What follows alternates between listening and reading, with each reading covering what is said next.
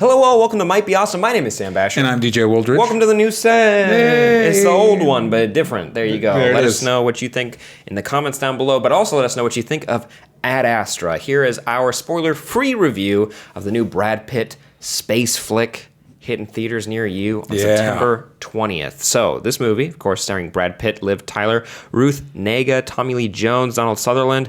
Boy, howdy, the list goes on and on. This is directed by James Gray, and it was written by James Gray and Ethan Gross. Now, right now, it is sitting at an 85% on Rotten Tomatoes with the critical consensus reading. Ad Astra takes a visually thrilling journey through the vast reaches of space while charting an ambitious course for the heart of the bond between parent and child. Now, the quickie synopsis... lack thereof. Boom. The quickie synopsis, astronaut Roy McBride undertakes a mission across an unforgiving solar system to uncover the truth about his missing father and his doomed expedition that now, 30 years later, threatens the universe. The whole universe. I thought it was the solar system, but sure. Sometimes. Yeah. In a quickie, you're writing it quick, you pick a big thing. Yeah. Not even the galaxy, yes. So wait, what else? You were going to tell me what else James Gray has directed. Oh, The Lost City of Zed. I do like that movie. Boom. So this is his space voyage with Brad Pitt. It seems like, for me, when it just did a quick cursory glance, seems like Brad Pitt's first journey out into space. Not Tommy Lee Jones' first one. No. I watched Space Cowboys as a kid. I'm a big fan of Space Cowboys. I think there's a shot of him in a spacesuit that's from that movie. It has to be. Yeah. Save some money, man. Just buy that from whoever has that movie. No problem. Because it's just a younger version of him in that spacesuit. It's like, that's got to be. So, and also we like to let you know, there are no post-credit scenes for this movie, as far as we could tell. I do want to say my positives and my negatives, but overall, before this movie came out, did you have any, was this on your radar at all? I saw posters of, in fact, we saw another movie this week that was the same way with Hustlers. That's just like, I saw a poster of Brad Pitt, and I knew his space, and I was like, sure. Yeah. That was it. I saw a trailer, and it seemed like it was like, okay, we're setting up Brad Pitt is an astronaut, but his dad is too, and now we're going on a mission in space. And it just seemed like we were doing a lot of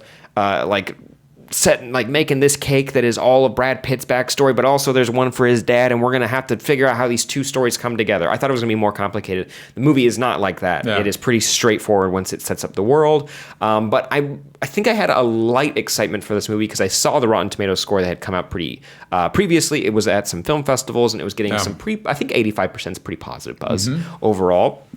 So I had some expectations going into it, but I did not know anything else. You trust Brad Pitt. Yeah. He usually makes pretty good movies, and we're pretty forgiving to him. He's a producer on this as well with his Plan B Productions. But usually I'm pretty forgiving to other movies that aren't great that he happens to be in. Like, I don't even remember. I mean, World War Z.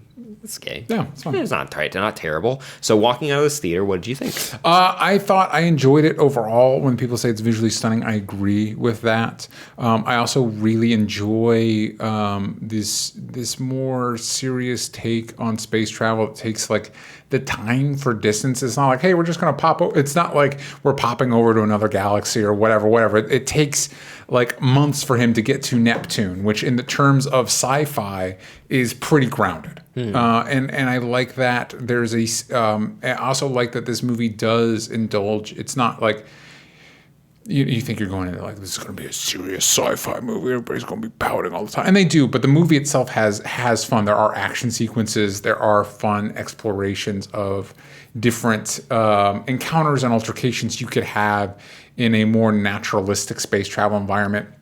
Like Hustlers, which is a pretty straightforward genre movie.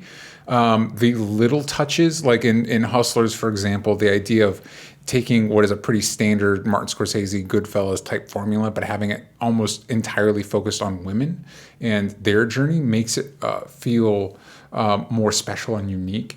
I think with this, the little touches, like when he goes to the moon and it's just like hitting an airport, there's like a Yoshinoya and stuff like that. And like he orders like a blanket or something and taking into account like the inflation, all those little details, I think benefit the movie a lot. Yeah, like I know you're a big fan of The Expanse and the way it kind of explains how the mechanics of a society like this could work and different struggles you'd have personally. Like in this, we explore like, how does the moon work? Well, technically the moon isn't claimed by it can't be claimed by one country. That's a law we have now. And for the most part, that stays the same. So what kind of Wild West scenario do you get when people can get to the moon in about like an hour? Like it's really quick. Getting to Mars is 12 days. Neptune is a couple months, like you said. But like, and so I do like that realism there. But at the same time, like physics still behaves the same. And the spacecrafts that we do have are inspired by technology that we've already used. So it makes sense. Like current SpaceX rockets, where we're using the solid, like the ones that can return and launch again over and over again. That seems like what they're using, and similar mechanics for how they fly. A lot of the world building in this movie is incredible, and the cinematographer is Hoyt van Hoteman. You can go ahead and correct me in the comments. I'd like you to. He does an amazing job with this film, capturing. There's a point where in the beginning, Brad Pitt is working on a space antenna that goes from ground to space. And so it's stunning, and we have everything that happens in that scene is breathtaking. And also, just anytime you see a spaceship fly by a planet, you're like, God damn it, this is genuinely beautiful and breathtaking. It looks great. Brad Pitt performance is really good. Tommy Lee Jones is great and everything. I'd have to say also Max Richter, who did the music and the score for this. Beautiful. It's a soundscape that is reminiscent of other spacefaring adventures. Man, people get really amped up whenever they do a space movie, or they just get the cream of the crop when it comes to building like the cinematography or the set design or the music. Like everything feels, you can feel the vastness of space within this movie. 100%. The downside, and I think you share some of my sentiment on this, so I'll let you expound on that a little bit more, is the glaring one is there's a narration that reminds me a lot of like the original Blade Runner, where like a producer came in and like, hey, what if he explained everything that was happening as it was happening? And there's other little like genre, like if you just bare bones the movie, there's a scene early on where they're like, dark matter and the solar system is going to blow up, and it's like, all right, it's basically a Flash subplot, you know what I mean? But you had some issues in that area. There's a lot of telling and never showing you anything for you to believe what is being told to you. It's an inner monologue from Brad Pitt about the way he views the world, relationships, and specifically the one where with his wife, wife, and his father, where it's more telling you the relationship with his father instead of ever showing you that he has some sort of animosity towards him. Maybe it's because they were both astronauts and he feels like he has to live up to something, but also at the same time it's like, you didn't have to pick that job. Like you and a lot of the higher sci-fi things really lose me in the movie when they pick a thing that doesn't like like they talk about antimatter and you're like and then like how it's being utilized, you're like, whoa, what? What does this mean? Because everything else is so grounded. Like even when there's like a colony somewhere else in space, everything behaves just enough like how you'd expect it to. Very industrialized. Even the commercial parts of it are like they're trimmings. Everything feels very like do it yourself or very industrious. I like that aspect of it. But man, when you have Brad Pitt throughout the movie being like, Am I angry because of my father, or am I angry because I am my father, or something like that? It's a generalization, but it's a lot of like him explaining that he's angry. Why? Maybe because of dad. We don't know. A lot of stuff where it tries to add emotional stakes to his character with his father falls totally flat for me. I didn't buy it, and not just buy it, I couldn't buy into it. So it was really distracting throughout the movie of him explaining how he's feeling in scenes instead of just letting you sit in it and observe what's happening, because I think you could figure out enough. Also, there are scenes where, or moments where he's explaining how he and his father's relationship may have been tense. Again, question mark, where you could have shown that and then had flashbacks throughout so you can show that now he's viewing these scenes through different lenses. Maybe because of the space travel, of him being isolated and having to, well, what else are you supposed to do at that point? But instead, you have him just talking about it, and it's just like, in these really abstract ways where it's like not like a human being. Yeah, and it also deflates a lot of scenes, because there's a scene where a guy's like shaking and freaking out. Brad Pitt's like, he's scared. It's like, well, I mean, he clearly is. And then, one of my favorite sequences is an action sequence that takes place on the moon that is unlike anything I've seen before in its combining of genres, because it is like action scenes we've seen before, but on a version of the moon and in a sci-fi context that's more grounded than we're used to, which is really cool. And it's deflated by a couple things. One is like right before the action happens, there's a narration that just kind of saps the tension from it. And also the movie has a bad habit that's just surprising to see in a movie created in 2019, where it populates a lot of the supporting characters with people of color to promptly kill them brutally. And it's like, come on, man. Like, I hear what you're saying. Come on. Like, what's happening here? For real? Like, it's 2019. Now, on a note, when it came to the narration, and some of it, I'll just say it felt cheesy at points. I know that's a criticism that sometimes pops up for Interstellar when it comes to the overall like plot near the end, where they're like, maybe something we can't measure for is love, and you're like, and for me, I ate that up. I love that idea, and I can see why that might not work for people, and I know this movie is working for a lot of people. Ad Astra, and so maybe that's something. There's a similar mechanic there, story wise, that I'm not getting. I'm overall just not a fan of narration and stuff. Like, I think one of the few times where it doesn't annoy me is the way it's utilized in Veronica Mars. Weirdly, I think a way that sometimes a narration can work better. Again, this is from a outside's perspective. I think sometimes as a top and tail, like to bookend a movie where my example, any teen drama where it's like, hey, journal, I'm this, and at school, I'm friends with these people. But by the end, it's like, hey, I grew a lot as a person, and me and my bully now make out a lot. And it's like, that's the only time narration in movies doesn't bug me, because usually those movies don't have any narration throughout the middle of it. They just use it as a setup, as set dressing, and then to wrap up near the end. Yeah. But I will say, again, visually stunning. The opening of this movie is badass, and even the narration at the beginning is still pretty cool. It's just hard to understand.